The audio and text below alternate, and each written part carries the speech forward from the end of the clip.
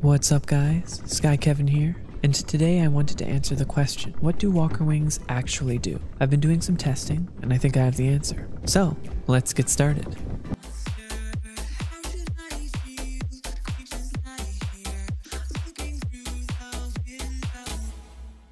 To begin, I wanted to say that the tests that I've been running are rife with variables that are out of my control. I'll try to address these at the end of the video, but keep in mind with everything we're looking at here, there's always going to be some degree of error that we take into account, especially in the case given that we have multiple factors that to this day will remain unexplained. So to test wing power on a walker, we have to look at multiple factors, like every walker can't move without wings. However, it can move with torque and no wings. This leads me to believe that torque and wings are considered two separate systems for the walker that both contribute to the overall speed. Given my tests, I can tell you that torque does in fact work in tandem with wings. If a walker has no wings and is only using torque to move, it will be slower than a walker with wings. Keep in mind that the difference will be slightly negligible when you're reaching the top speed. I think this is because the spread between the top wing speed and the torque speed will get a lot smaller as you get moving. Another thing we need to keep in mind with this is the fact that there are two wings, and as a result, we need to know if one wing will make the walker go just as fast as having two wings. Further,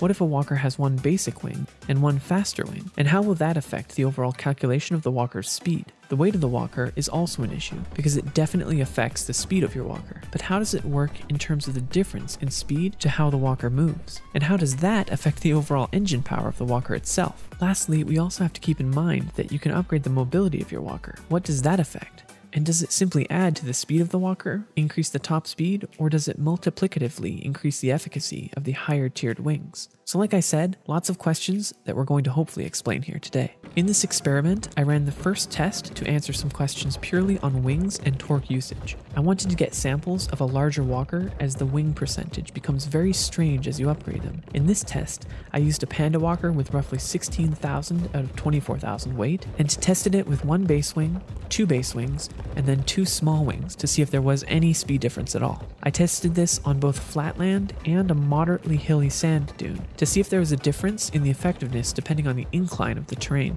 I also tested using torque versus simply movement to see the relationship between them when using a walker with these different subsets. I ran a total of 12 tests driving approximately the same distance and direction for every example, and I'm using the recorded footage itself as a timer to measure the difference between them. Additionally, this allows me to show on screen the tests themselves and the exact timing between them. Now I won't go into complete detail on the timing differences between every example as it can get kind of convoluted, so I'll just point out the main observations that I saw. I'm using time here as a factor of speed, so we can assume that a shorter time means a faster walker.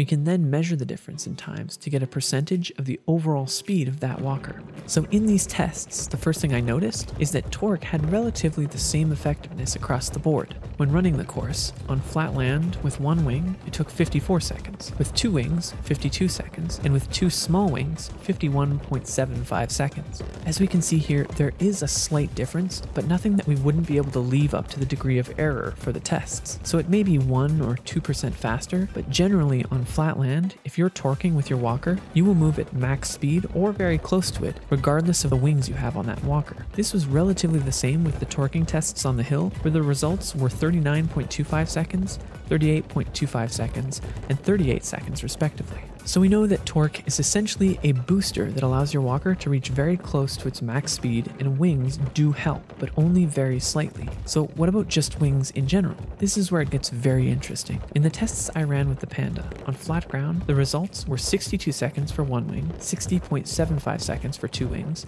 and 60 seconds for small wings. What's so interesting about this is the lack of spread between them. If you look at these results, having a single base wing versus two small wings on your walker will only be about 3% slower, at least for the Panda. However, when we look at the test on the hill, we can see that the times are wildly different. With one wing, it was 53 seconds, two wings, it's 47 seconds, and with two small wings, 45 seconds. So this begs the question, why do we see an increase of 3% on flatland and roughly 15% when going up the hill? Because the only factors we're testing here are the different wing types, I believe the overall wing power of your walker has less to do with the actual speed of the walker and more to do with the pushing power or force of your walker. Having better wings won't really make it faster, It won't increase the top speed and it won't affect the torque whatsoever. What it does is it allows your walker to push more weight from point A to point B. This is why there isn't much of a speed difference on flat ground, because it's able to reach that max amount of pushing power necessary with just the one wing. As soon as it sees an incline, however,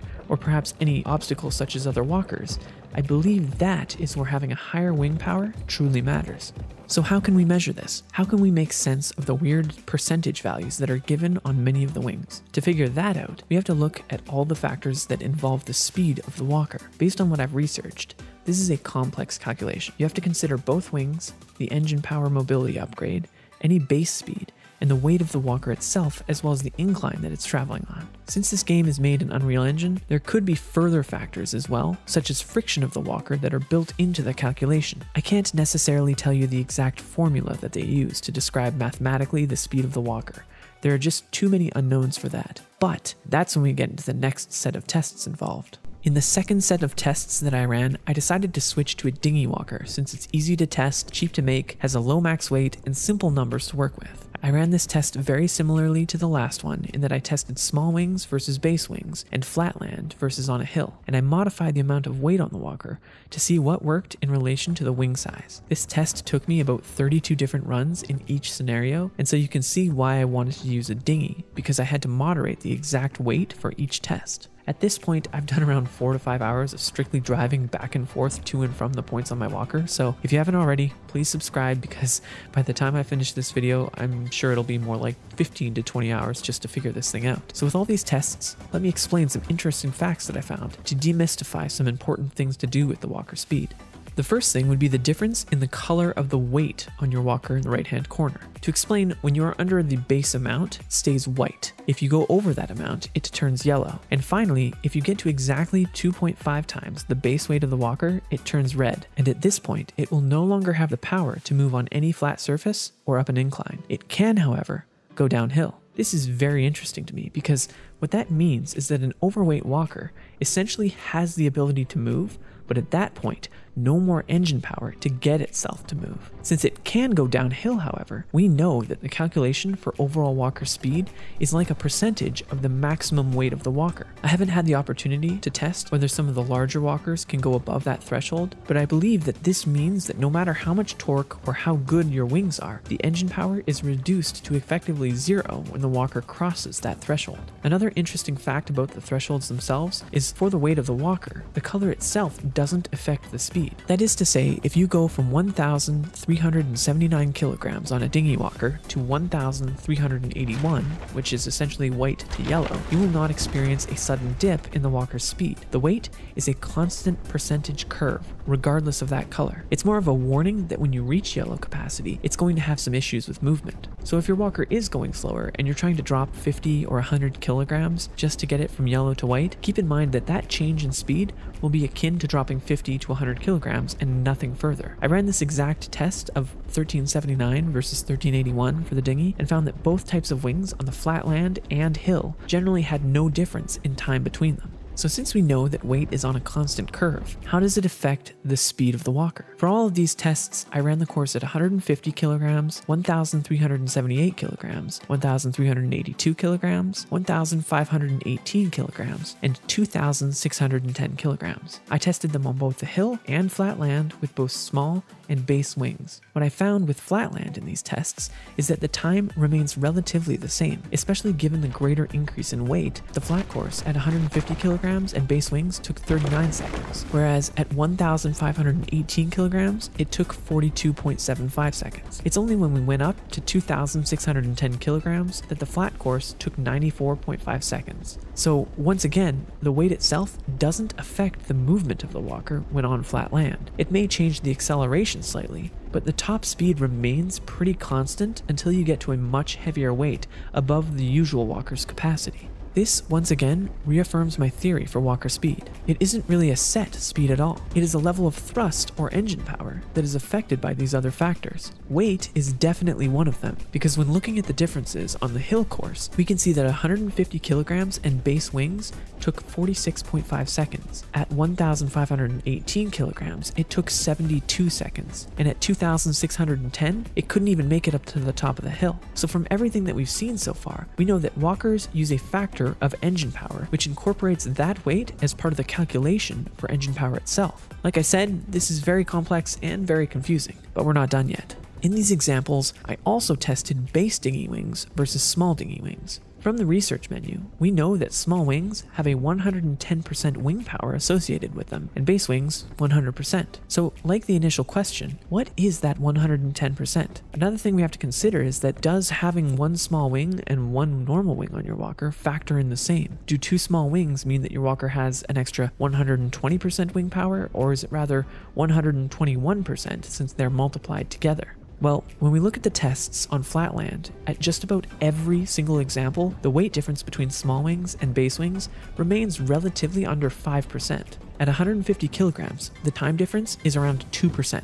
At 1,518 kilograms, it's 2.9%, and only at 2,610 kilograms does it get to 4.2%. So wing power definitely does not affect speed directly based on that amount. My theory for this is it's plugged into the engine power calculation itself, so your wing percentage is actually affecting the engine power or pushing capability of your walker. To confirm this, we just need to look at the examples of base dinghy wings versus small dinghy wings going uphill. From the data already, at 150 kilograms, the base wing is 46.5 seconds, whereas the small wings are 44 seconds. That is already a 5.3% difference. If we go up to 1,518 kilograms, base is 72 seconds, and small wings are 65 seconds. That is a 9.7% overall speed increase. So really, think about your walker's wing power percentage as being the resilience associated with the loss of engine power when you have more weight and you are traveling up an incline. It's not going to make your walker faster,